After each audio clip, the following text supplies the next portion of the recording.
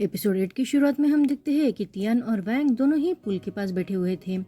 वैंग तो Mrs Fortune ने उन्हें जो स्टडी दिया था वो कर रहा था और तियान अपना लिरिकल राइटिंग का बुक पढ़ रहा था। और वैंग तो अपने होमवर्क के बारे में बहुत कंप्लेंट करने लगता है और वो तियान से कहता है क्या तुम्हारा होमवर्क कंप्लीट हो गया है। तो तियान उसे कहता है हाँ, क्योंकि मैंने मेमोराइज करके जल्दी जल्दी लिखा है, लेकिन कुछ लोगों की हैंड राइटिंग भी पुअर है और वो लिखते भी स्लो है। तो वैंग एम्बेरस होते हुए कहते हैं हाँ मुझे पता है कि वो लड़का मैं ही हूँ। और वो तियान के हाथ में का बुक छीनते हुए उसे देखने लगता है। तियान कहता है ए मेरी बुक वापस दो। तो वैंग उस बुक को अब पढ़ने लगता है। तियान ने उस बुक में जिस लाइन को हाईलाइट किया था उसे अब वैंग पढ़ने लगता है। उसका मतलब ये था कि टीनेजर बच्चे मॉर्निंग सन जैसे शाइन करते हैं। अब ये पढ़कर वैंग कहता है क्या ये तुम्हारे बारे में है। तो तियान कहता है और नहीं तो क्या, तुम्हें क्या लगता है क्या ये तुम्हारे बारे में हो सकता है। और वो वैंग के हाथों में से वो बुक फिर से छीनने लगता है, लेकिन उन दोनों का बैलेंस बिगड़ता है और वो दोनों पुल में गिर जाते हैं। तियान कहता है इन सब में तुम्हारी गलती है। तो वैंग कहता है इसमें तुम्हारी गलती है। लेकिन बाद में वो दोनों पुल में ही एक दूसरे के साथ मस्ती करते हुए बहुत एंजॉय करते हैं। आगे हम देखते हैं कि वो चारों ही एक साथ खाना खा रहे थे। अब वैंग तो अपने पापा से नजरें नहीं मिलाना चाहता था, इसलिए वो फ्लावर पॉट बीच में रख देता है और फिर से अपने पापा से कहता है हम दोनों कल हॉस्टल शिफ्ट हो रहे हैं। ये बात सुनकर उसके पापा गुस्सा होते हुए कहते हैं मैंने तुम्हें पहले ही कहा ना कि फिर से वो सब्जेक्ट मत निकालो। मुझे बताओ तुम्हें यहाँ रहने में क्या प्रॉब्लम है, क्या मैंने कुछ गलत किया है, तुम हॉस्टल जाने की जिद क्यों कर रहे हो। तो वैंग कहता है मैंने आपको पहले ही बता दिया है कि मैं तो बस मेरी हॉस्टल लाइफ एंजॉय करना चाहता हूँ और वैसे भी इससे मेरा टाइम बचेगा तो मैं पढ़ाई पर ज्यादा फोकस कर पाऊंगा। उसकी ये बात सुनकर उसके पापा कहते हैं लेकिन तुम्हारे स्टडी में इतना इंटरेस्ट कब से लेने लगे, तुम्हें यहाँ कोई परेशानी है क्या, बस तुम मुझे वो बताओ। तो वैंग कहता है मुझे यहाँ कोई परेशानी नहीं है। और उसके पापा फिर से कहते हैं प्लीज मुझे तुम एक बार रीजन बता दो तो मैं सब ठीक कर दूंगा। अब वैंग इरिटेट होते हुए कहता है आप हमेशा तो ट्रैवलिंग करते हो, घर पर तो रहते नहीं, तो मैं घर पर रहूं या हॉस्टल पर क्या फर्क पड़ता है। तो उसके पापा अब गुस्सा होते हुए कहते हैं इसका मतलब तुम ये कहना चाहते हो कि मैं बस ट्रैवलिंग करता हूँ और तुम पर कोई ध्यान नहीं देता हूँ। तो वैंग कहता है मेरा कहने का ये मतलब नहीं था। अब उसके पापा फिर से वैंग के पास आते हुए उसे बहुत प्यार से कहते हैं बेटा प्लीज मुझे एक बार रीजन बता दो। वैंग अपने पापा के ऐसे कंटिन्यूअस नैगिंग से बहुत ही परेशान हो जाता है। तियान और वैंग एक दूसरे को देखने लगते हैं। अब वैंग बिना देरी के ही वहाँ से बाहर चला जाता है। उसके जाने के बाद अब तियान भी वहाँ से जल्दी में चला जाता है। उन दोनों को देखकर सारी सिचुएशन का ब्लेम तियान की माँ खुद पर ले लेती है और वो रोने लगती है, लेकिन वैंग के पापा उसे समझाकर उसे कंसोल करते हैं। घर के बाहर आते ही वैंग तियान से कहता है तुमने देखा ना मेरे पापा ऐसे क्वेश्चन पे क्वेश्चन करते रहते हैं। तभी वहाँ मिसेस सू आ जाती है और वो उन दोनों को देखते हुए उनसे पूछती है क्या मैं अच्छे से काम नहीं कर रही हूँ, तुम दोनों हॉस्टल रहने के लिए क्यों जा रहे हो। उनकी ये बात सुनकर वो दोनों ही सरप्राइज हो जाते हैं। तभी वैंग कहता है ऐसी कोई बात नहीं है और वो जाते हुए तियान से कहता है उन्हें डेफिनेटली मेरे पापा ने ही बताया होगा। अब ओल्डिंग ही उन दोनों से यही सवाल करते हैं। उनका ये सवाल सुनकर वो फिर से सरप्राइज हो जाते हैं। तभी उसे मिस्टर चेंग का कॉल आता है। मिस्टर चेंग वही होते हैं जो वैंग के स्कूल में उसके नकली पापा बनकर पेरेंट्स मीटिंग अटेंड करते थे। वो भी वैंग से फोन पर वही सवाल पूछते हैं। उनकी बातें सुनकर अब ओल्डिंग हंसते हुए कहता है मुझे लगता है कि सारी दुनिया को पता चल गया होगा कि तुम दोनों अब हॉस्टल में शिफ्ट होने वाले हो। अब बचे लांजी और झाउशी वो भी उन दोनों से वही सवाल करते हैं। वैंग और तियान फिर से सरप्राइज हो जाते हैं। आगे हम देखते हैं कि जब वो दोनों घर आते हैं तो वैंग के पापा बहुत ही प्यार से उन दोनों का वेलकम करते हुए उन्हें घर के अंदर लाते हैं।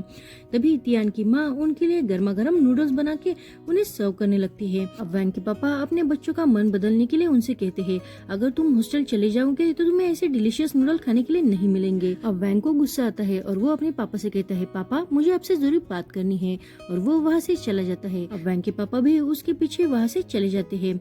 उन दोनों के जाने के बाद अब तियान अपनी माँ से कहता है माँ मुझे भी आपसे जरूर बात करनी है। आगे हम देखते हैं कि वैंग और उसके पापा बाहर आते हैं। वो वैंग से कहते हैं तुम्हारे एज के बच्चों को लगता होगा कि हमारे जैसे पेरेंट्स ओल्ड फैशन और आउटडेटेड है, पर ये बात पूरी तरह से सच भी नहीं है। तुम हॉस्टल बस मिसेस जिंग की वजह से जाना चाहते हो, है ना। तो वैंग कहता है मैंने आपसे पहले ही कहा है अगर मैंने हॉस्टल जाने का डिसाइड किया है इसमें किसी की भी कोई गलती नहीं है, न ही मैं किसी पर गुस्सा हूँ। क्या आप एक बार भी मेरी बात सुनना नहीं चाहेंगे। तो उसके पापा कहते हैं मैं तुम्हारी बात सुन रहा हूँ, बोलो तुम। तो वैंग कहता है आपने हमेशा ही कहा कहा है कि मैं नैरो माइंडेड हूँ, जल्दी ही गुस्सा करता हूँ और शॉर्ट टेम्पर हूँ, पर मेरे साथ जब भी कुछ भी हुआ है तो मैंने आपको सारी बात बताई है। पर क्या आपने सच में मेरी बात सुनने की कभी कोशिश की है? मैं जब छोटा था तो मैंने आपसे कहा था कि मैं सब हैंडल कर सकता हूँ, मुझे आपकी मदद की कोई जरूरत नहीं है, कि आप बस अपने काम पर ध्यान दो और ट्रैवलिंग पर, बाकी सब मैं संभाल लूंगा। लेकिन बस जब आप घर आओगे तो मुझे बता देना। लेकिन आपने मेरी एक भी नहीं सुनी और हर वक्त आपके ट्रांसफर होने के बाद मुझे भी अपने साथ लेके गए। बाद में आपने क्या किया, आपने मिसेज जिंग के साथ डेटिंग करनी चालू कर दी। मैंने खुद को ये कह के समझाया कि मेरी माँ तो चली गई है और मैं भी एक न एक दिन किसी से प्यार करूंगा, शादी करके ये घर छोड़ के चला जाऊंगा। तो आप हमेशा सिंगल तो नहीं रह सकते ना, इसलिए आपने किसी को अपने लिए ढूंढा है। मैंने उसे भी एक्सेप्ट कर लिया। मुझे अच्छे से याद है मैंने आपसे कहा था कि मैं बस मेरी माँ की रिप्लेसमेंट नहीं चाहता हूँ, पर आपने क्या किया, आप मिसेज जिंग को लेकर उसी घर पर आ गए जहाँ मैं बचपन में रहा करता था। आप दोनों एक कपल की तरह मेरी माँ की पहले वाली ओल्ड रूम में सोते हैं। मिसेज जिंग मेरी माँ के किचन को यूज करती है, वो सब वही चीजें बनाती है जो मुझे पसंद है। आपने ये सब जानबूझ के किया ना, आपने ऐसे इंसान को चूज किया जो मेरे माँ जैसा है और बस इसी वजह से मैं उन पर कभी भी गुस्सा नहीं हो पाता हूँ। आपको पता है कि मैं कभी ना कभी उन्हें एक्सेप्ट कर ही लूंगा और आज मुझे ऐसा लगता है कि मैंने उन्हें ऑलरेडी एक्सेप्ट कर लिया है, क्योंकि मैं जब एक्सीडेंटली ड्रंक हुआ था तो उन्होंने मेरे लिए लेमन हनी वाटर बनाया था। उन्हें पता है कि मैं लेट स्कूल जाता हूँ, इसलिए उन्होंने हमेशा अपने बेटे को मेरे लिए वेट करने को कहा। वो हमेशा वही फूड बनाने का ट्राई करते हैं जो मुझे पसंद है। एक्चुअली में वो फूड इतना टेस्टी नहीं रहता, लेकिन वो अपना बेस्ट देती है। पर सच बात ये भी है कि मैं अभी भी उन्हें अपनी माँ की जगह नहीं दे सकता। हाँ, पर मैं अपनी अधूरी फैमिली में 2 लोगों को ऐड कर सकता हूँ। वैसे भी मैंने उन्हें कभी भी हेट नहीं किया, तो मैं उन्हें एक्सेप्ट कर ही सकता हूँ। मैं उन्हें अपने फैमिली जैसे ही ट्रीट कर सकता हूँ। वैसे भी मैं तियान के साथ बहुत खुश हूँ, तो मैं किसी पर भी गुस्सा नहीं हूँ। मैं तो बस सिंपल हॉस्टल में रहना चाहता हूँ। तो क्या इस बार अब मेरी बात सुनेंगे? अब उसकी ये सारी बातें सुनकर उसके पापा भी अब उसका कहना मानते हैं। दूसरी तरफ हम तियान और उसकी माँ को देखते हैं। उन दोनों में काफी अच्छा रिश्ता नहीं था, इसलिए वो एक दूसरे से बहुत कम बातें करते थे। अब अपनी माँ को परेशान देखकर तियान उन्हें कहता है, माँ आप ज्यादा मत सोचो, आपने कभी भी जानबूझकर मुझे अकेला नहीं छोड़ा है। हाँ, ये बात भी सच है कि मुझे हमेशा बुरा लगता था कि आप मुझे ऐसे क्यों ट्रीट करते हो, लेकिन आज मैं आपको समझता हूँ और वैसे भी बीती बातें अब कोई मायने नहीं रखती। तो तियान की माँ उसके पास आते हुए उसे कहती है, लेकिन मैं तुमसे सच जानना चाहती हूँ, क्या तुम यहाँ रहने में खुश नहीं हो या अनकंफर्टेबल फील करते हो? तो तियान उन्हें कहता है, हॉस्टल में रहने की बात का इस बात से कोई भी संबंध नहीं है, मैं बस स्टडी करना चाहता हूँ, तो आप चिंता मत करो। तियान की माँ उसे कहती है, तुम्हें पता है ना कि वैंग ने सुबह अपने पापा से क्या कहा था? उन्होंने यही कहा था कि वो घर पर नहीं रहते, तो मैं हॉस्टल में रहूं या घर पर रहूं क्या फर्क पड़ता है।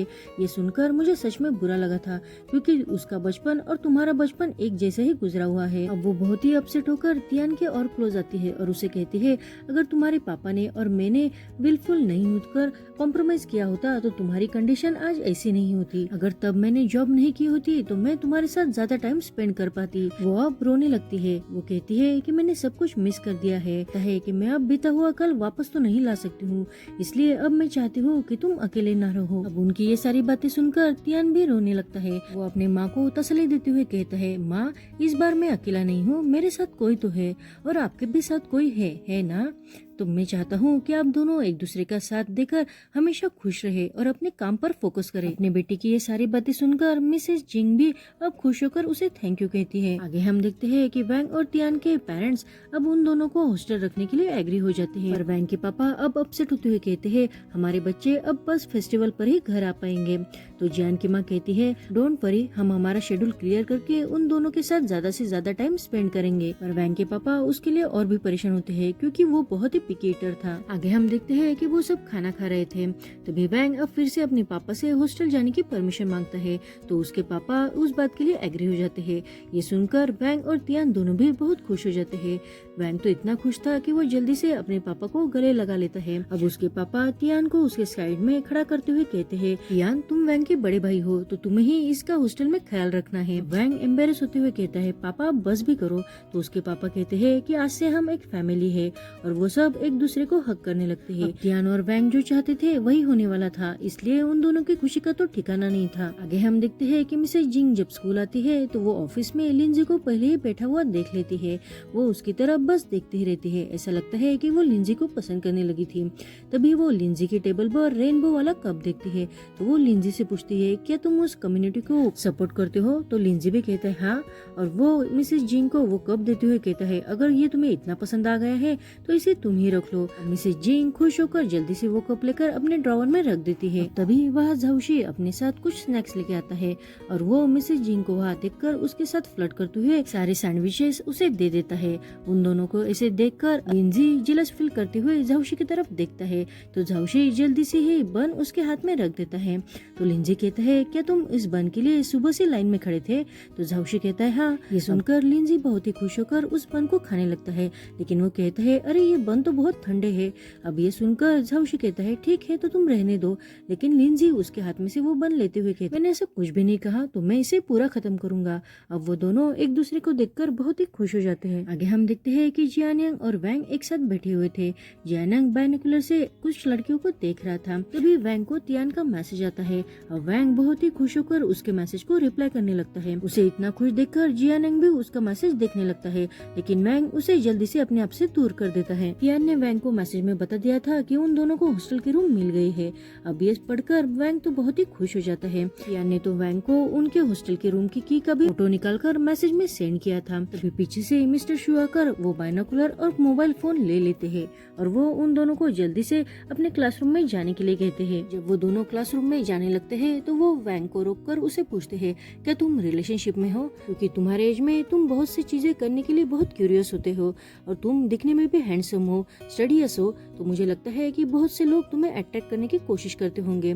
कुछ लड़कियां तो इतनी बोल्ड होती है कि वो तुम्हें प्रपोज भी करती होंगी। और तभी वैंग कहता है, नहीं सर, मैं तो रिलेशनशिप में नहीं हूँ। तो डायरेक्टर शू से कहते हैं, मेरी आंखें कभी धोखा नहीं खा सकती। तुम अभी भी मोबाइल पर जिसके साथ चैटिंग कर रहे थे तुम उसी के साथ रिलेशनशिप में हो, है ना? तो वैंग अब सरप्राइज होकर कहता है, मैं तो जियान टैंग से बात कर रहा था। अब ये सुनकर वो कहते हैं, क्या सच में? तो वैंग कहता है हाँ, लेकिन डायरेक्टर शू को इसकी बातों पर यकीन नहीं होता। तो वो वैंग से कहते हैं कि ये तुम्हारा फोन अनलॉक करके दिखाओ। तो वैंग उन्हें अपना फोन अनलॉक करके दिखाता है। अब डायरेक्टर शू उसका फोन चेक करते हैं तो उन्हें समझ में आ जाता है कि वो सच बोल रहा है। तो वो सरप्राइज होकर कहते हैं, अरे मुझे माफ करना, ये मेरी गलती है, लेकिन मैं चाहता हूँ कि तुम अपने स्टडी पर ही फोकस करो। इतना कहके वो वहाँ से उसका मोबाइल फोन लेके चले जाते हैं। अब उनकी बातों से वैंग तो बहुत ही कंफ्यूज हो जाता है। आगे हम देखते हैं कि तियान वैंग के हाथ में की रखते हुए कहता है, मेरे पास मोबाइल फोन तो नहीं है, लेकिन ये है। अब वो की देखकर वैंग तो बहुत ही खुश हो जाता है। उसे खुश देखकर तियान भी खुश होते हुए उसे कहता है, जैसा मैंने तुम्हें प्रॉमिस किया था वो मैंने पूरा किया है, तो चलो आज से हम दोनों एक साथ रहेंगे। अब वैंग भी बहुत ही खुश होकर बस उस की को देखने लगता है। तियान वैंग को उसके मोबाइल फोन के बारे में पूछता है तो वैंग उसे कहता है, डायरेक्टर शू ने मेरे सामने दो रास्ते रखे हैं। एक रास्ता तो ये है कि मैं अपने पेरेंट्स को यहाँ बुला के लाऊं, और दूसरा रास्ता ये है मैं अपना अपोलॉजी लेटर लिखूं जब तक वो खुश नहीं होते तब तक। और तुम्हें तो पता है कि मेरे हैंडराइटिंग कितनी पुअर है, इसलिए मैंने सोचा है कि मैं अपने फोन को भूल ही जाता हूँ और नया फोन खरीद लेता हूँ। उसी वक्त तियान को अपनी माँ का कॉल आता है। अपनी माँ से कॉल पर बात करके वो बहुत ही शॉक हो जाता है। आगे हम देखते हैं कि तियान की माँ और वैंग के पापा हॉस्टल के रिसेप्शनिस्ट पर आते हैं और वो तियान और वैंग के बारे में उन्हें पूछते हैं। तो वो रिसेप्शनिस्ट अब कहता है, लेकिन उन दोनों का क्या रिश्ता है? तो तियान की माँ कहती है कि वो दोनों भाई है। तभी वहाँ तियान और वैंग आ जाते हैं और वो दोनों अपने पेरेंट्स को वहाँ देखकर बहुत ही शॉक हो जाते हैं और वो अपने पेरेंट्स के साथ हॉस्टल के रूम तक जाते हैं। उन चारों की सारी बातें वहाँ बैठे स्टूडेंट सुन लेते हैं और वो जल्दी से स्कूल के फोरम पर ये न्यूज डाल देते हैं कि तियान और वैंग दोनों भाई भाई है। तियान और वैंग जब हॉस्टल के रूम में आते हैं तो उन्हें समझ में आ जाता है कि उनका तीसरा पार्टनर और कोई नहीं तो जियानयांग होता है और चौथा पार्टनर शियू होता है। शियू को देखकर वैंग कहता है, मैं तुम्हें अच्छे से जानता हूँ। तभी वैंग के पापा तियान और वैंग को पास में बुलाते हुए कहते हैं, तुम्हें यहाँ अच्छे से एक दूसरे का भाई बनकर रहना है, हमेशा एक दूसरे का साथ देना है, एक दूसरे की मदद करनी है। इतना कहके वो वहाँ से चले जाते हैं। लेकिन उनकी बातों से अब जियानयांग और शियू तो बहुत ही सरप्राइज होके तियान से पूछते हैं, क्या तुम सच में एक दूसरे के भाई हो? तो तियान उसे हाँ कहता है। तो जियानंग कहता है, तियान मैं तो तुम्हें बचपन से जानता हूँ, लेकिन मैंने तो कभी तुम्हारे दूर के भाई के बारे में नहीं सुना है। तो वैंग कहता है, क्योंकि हम अभी अभी मिले हैं ना, इसलिए। और वैंग उसे अपनी सारी स्टोरी बता देता है। तो जियानंग कहता है, तुम्हारे जैसे हैंडसम और स्मार्ट लड़के क्या एक ही फैमिली का हिस्सा है? तो तियान अपना गॉगल पहनते हुए कहता है, हैंडसम तो बस बड़ा भाई है। तो वैंग उसे कहता है, ओ तो तुम्हें लगता है कि तुम अकेले ही हैंडसम हो? अब जियानंग भी वैंग को टीज करते हुए कहता है, अरे छोटे भाई, तुम्हें अपने बड़े भाई का कहना मानना चाहिए। दूसरी तरफ हम देखते हैं कि मिसेज जिंग जब तियान और वैंग की न्यूज के बारे में स्कूल के फोरम पर पढ़ती है तो वो बहुत खुश हो जाती है। अब झाउशी उसे बबल टी देते हुए कहता है, क्या तुम गुड लुकिंग फैमिली मेंबर से मिलकर जेलस फील कर रही हो? और वो फिर से मिसेज जिंग के साथ फ्लर्टी होने लगता है। उस वजह से लिंजी बस उसकी तरफ देखता है। तो झाउशी बिना कुछ कहे उसे भी बबल टी दे देता है। पर लिंजी वो बबल टी पीते हुए कहता है, ये बबल टी अब पहले जैसी मीठी नहीं रही। तो झाउशी उसका इशारा समझ के उसे चुप रहने को कहता है। उसका इशारा समझकर लिंजी भी बात बदलते हुए कहता है, कभी कभी हमें कम शुगर ही खानी चाहिए, क्योंकि वही हमारे हेल्थ के लिए अच्छी होती है। आगे हम देखते हैं कि जब रात में तियान अपना सामान अनपैक करके रख रहा होता है तो उसे वैंग की याद आती है। वैंग ने उसे कहा था कि हम दोनों साथ में हॉस्टल में रहेंगे, और उसे वैंग के साथ बिताए हुए वो सारे पल याद आ जाते हैं। उन सारे पलों को याद करके वो बहुत ही इमोशनल हो जाता है। तभी वहाँ वैंग आता है। वैंग उसे देखकर कहता है, इस बार तुम अपना सामान अनपैक कर सकते हो। तियान नम आंखों से वैंग की तरफ देखने लगता है और वो अपना सूटकेस साइड में रख देता है। तियान की आंखों में अब आंसू आने लगते हैं। वो कहता है, मुझे सच में पता नहीं है कि मैं ऐसा क्यों कर रहा हूँ, मुझे सच में इसका कोई अंदाजा नहीं है। और वो बहुत रोने लगता है। उसे ऐसा रोते देखकर अब वैंग भी बहुत इमोशनल होकर उसे जल्दी से हग कर लेता है और कहता है, लेकिन मुझे पता है कि तुम ऐसा क्यों कर रहे हो, क्योंकि ये तुम्हारा घर है, तुम्हारे घर में स्वागत है। अब उसकी बातों से तियान और भी जोर से रोने लगता है और दूसरी तरफ वैंग भी रोने लगता है। थोड़ी देर बाद तियान अपनी आंखें पोंछ लेता है। उसे देखकर वैंग कंफ्यूज होकर कहता है, अरे तुम्हें दिल नहीं है क्या? तुम्हारी वजह से मैं भी रोने लगा, लेकिन तुम थोड़ा सा भी नहीं रोए। और वो फिर से मुंह बनाने लगता है। उसे ऐसा देखकर तियान स्माइल करते हुए उसे जल्दी से अपनी ओर खींचकर उसे गले लगा लेता है। वो वैंग को टाइटली हग करते हुए उसे थैंक यू कहता है। ऐसा लगता है कि तियान को वैंग की बाहों में ही सुकून मिल गया था। जब रात के समय अब वो दोनों सोने लगते हैं तो तियान को पता था कि वैंग अभी भी सोया नहीं है, इसलिए वो वैंग से पूछता है, तुम अभी भी जग रहे हो ना, क्योंकि तुम्हें ऐसे सोने की कभी भी आदत नहीं है। अब वैंग भी उसकी बातों से खुश होकर अपनी आंखें बंद कर लेता है और बाद में तियान भी अपनी आंखें बंद करके सो जाता है। यहीं पर हमारा ये एपिसोड खत्म होता है। Thank you for watching.